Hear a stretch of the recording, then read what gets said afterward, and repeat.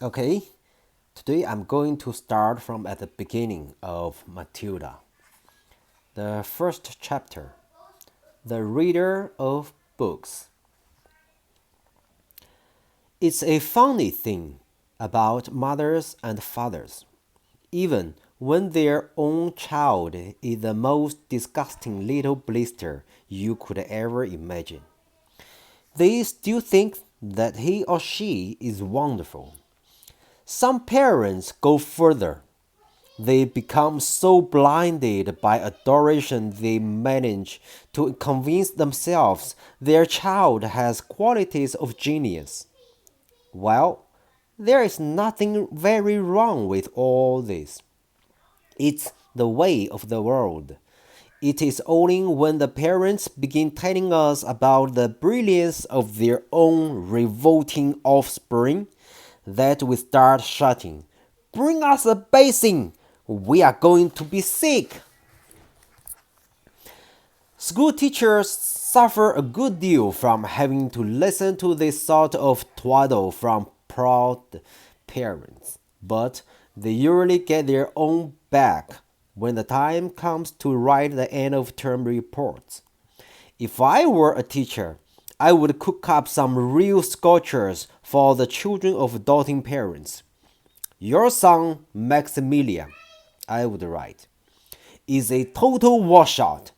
I hope you have a family business you can push him into when he leaves school because he sure as heck won't get a job anywhere else. Or if I were feeling lyrical that day, I might write, "It is a curious truth that grasshoppers have their hearing organs in the sides of the abdomen. Your daughter, Vanessa, judging by what she's learned this term, has no hearing organs at all." I might even delve deeper into natural history and say, the periodical cicada spends 6 years as a grub underground, and no more than 6 days as a free creature of sunlight and air. Your son, Wilfred, has spent 6 years as a grub in this school, and we are still waiting for him to emerge from the chrysalis. A particularly poisonous little girl might sting me into saying, "Fiona has the same glacial,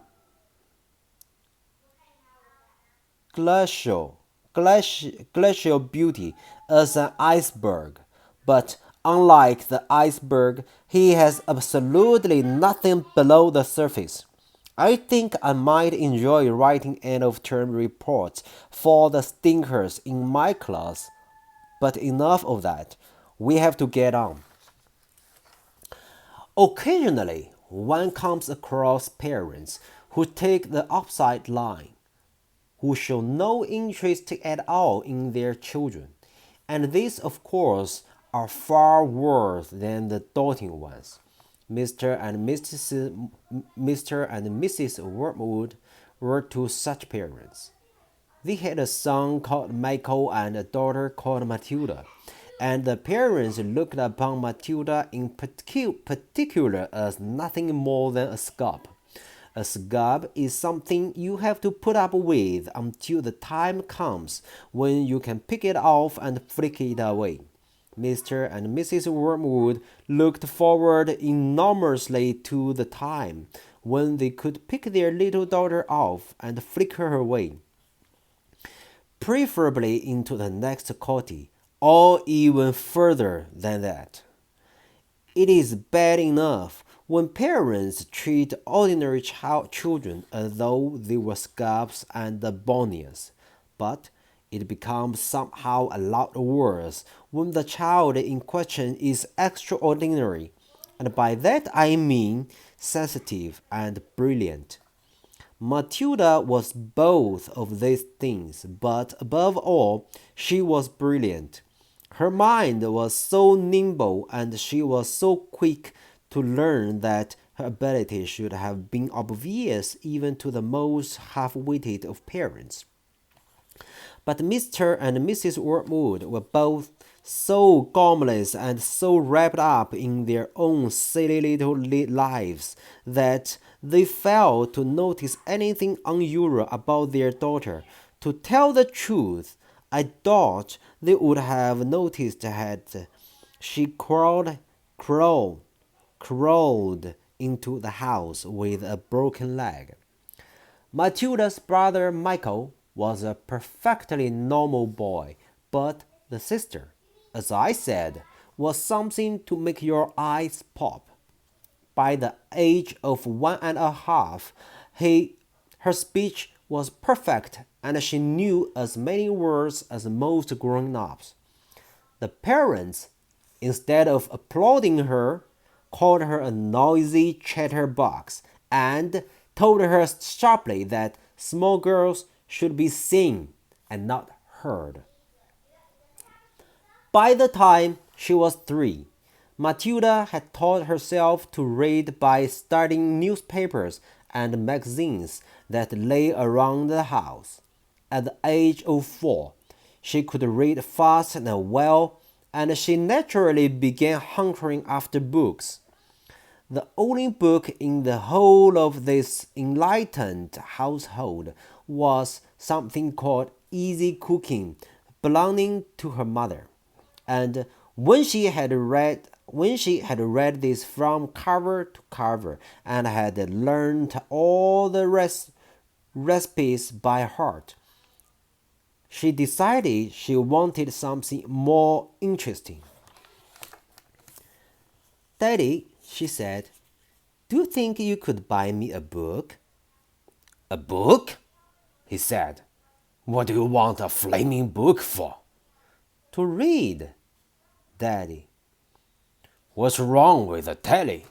For heaven's sake, we've got a lovely telly with a 12-inch screen, and now you come asking for a book. You are getting spoiled, my girl. Nearly every weekday afternoon, Matilda was left alone in the house. Her brother, 5 years older than her, went to school. Her father went to work and her mother went out playing bingo in a town 8 miles away. Mrs. Wormwood was hooked on bingo and played it 5 afternoons a week. On the afternoon of the day when her father had refused to buy her a book, Matilda set out all by herself to walk to the public library in the village. When she arrived, she introduced herself to the librarian, Mrs. Phelps.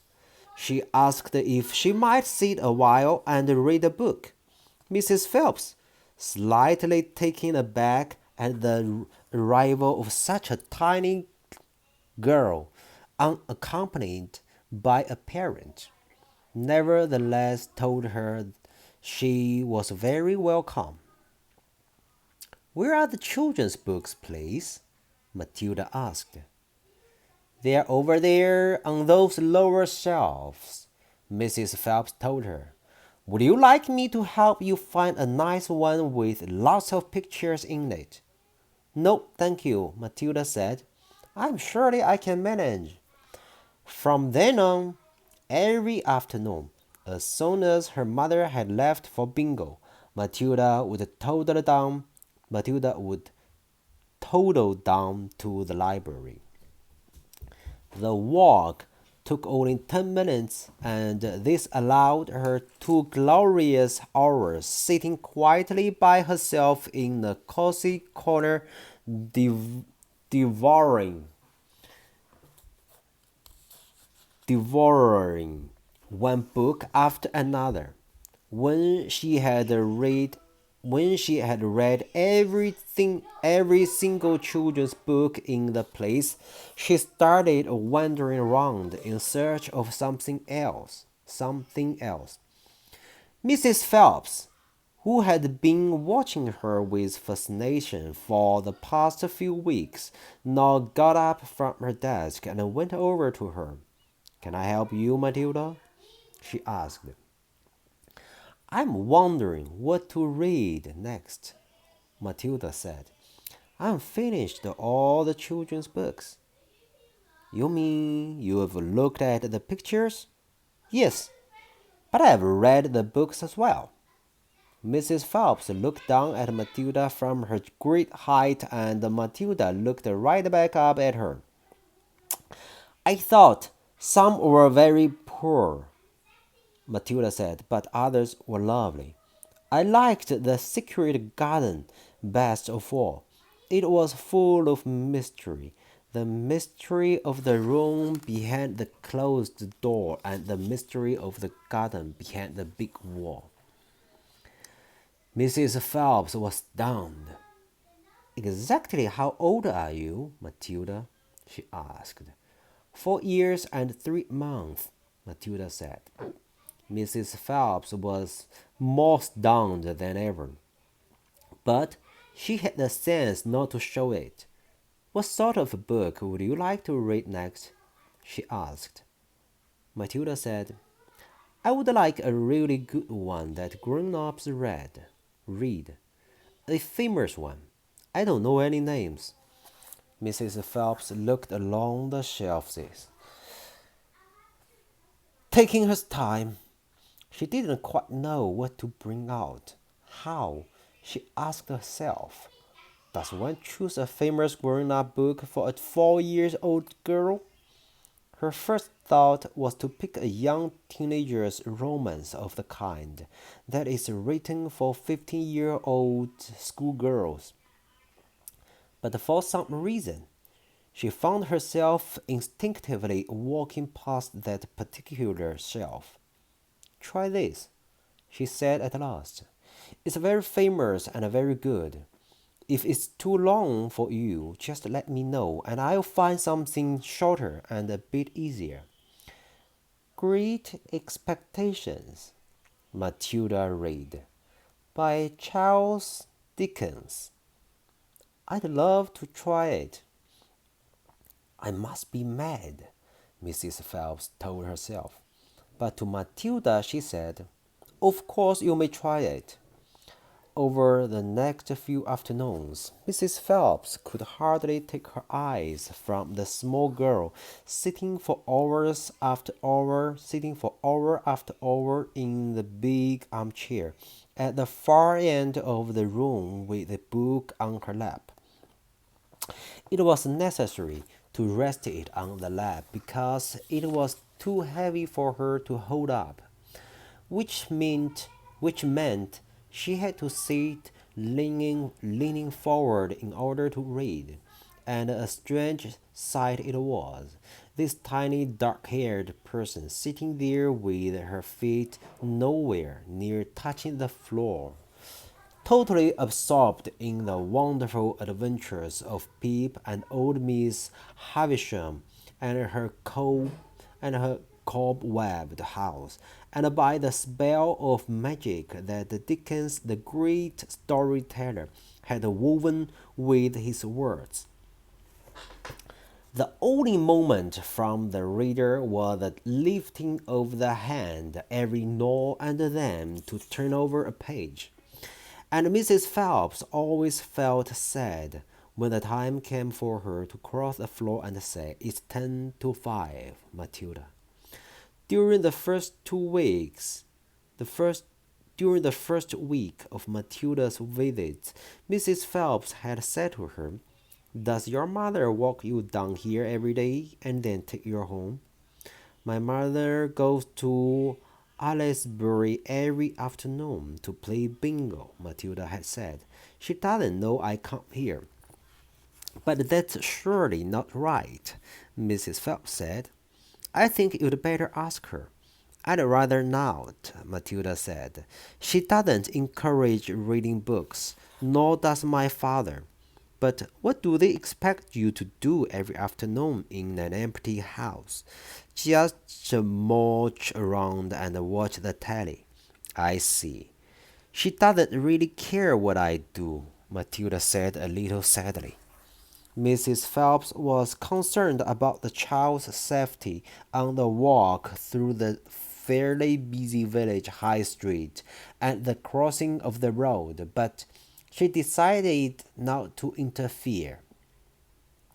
Within a week, Matilda had finished The Great Expectations, which in that edition contained 411 pages. I love it, she said to Mrs. Phelps. Has Mr. Dickens written any others? A great number, said the astounded Mrs. Phelps. Shall I choose you another? Over the next 6 months, under Mrs. Phelps' watchful and compassionate eye, Matilda read the following books: Nicholas Nickleby by Charles Dickens, Oliver Twist by Charles Dickens, Jane Eyre by Charlotte Bronte, Pride and Pride and Prejudice by Jane Austen, Tess of the D'Urbervilles by Thomas Hardy, Gone to Earth by Mary Webb, Kim by Rudyard Kipling, The Invisible Man by H. G. Wells, The Old Man and the Sea by Ernest Hemingway, The Sound and the Fury by William Faulkner, The Grapes of Wrath by John Steinbecker, The Good Companions by J.B. Priestley, Brighton Rock by Graham Greene, Animal Farm by George Orwell. It was a formidable list, and by now Mrs. Phelps was filled with wonder and excitement, but it was probably a good thing that she did not allow herself to be completely carried away by it all. Almost anyone else witnessing the achievements of this small child would have been tempted to make a great fuss and shout the news all over the village and beyond. But not so Mrs. Phelps. She was someone who minded her own business and had long since discovered it was seldom worth while to interfere with other people's children. Mr. Hemingway says a lot of things I don't understand, Matilda said to her, especially about the men and the women, but I loved it all the same. The way he tells it, I feel I am right there on the spot, watching it all happen. A fine writer will always make you feel that, Mrs. Phelps said. And don't worry about the bits you can't understand. Sit back and allow the words to wash around you like music. I will. Did you know, Mrs. Phelps said, that public libraries like this allow you to borrow books and take them home?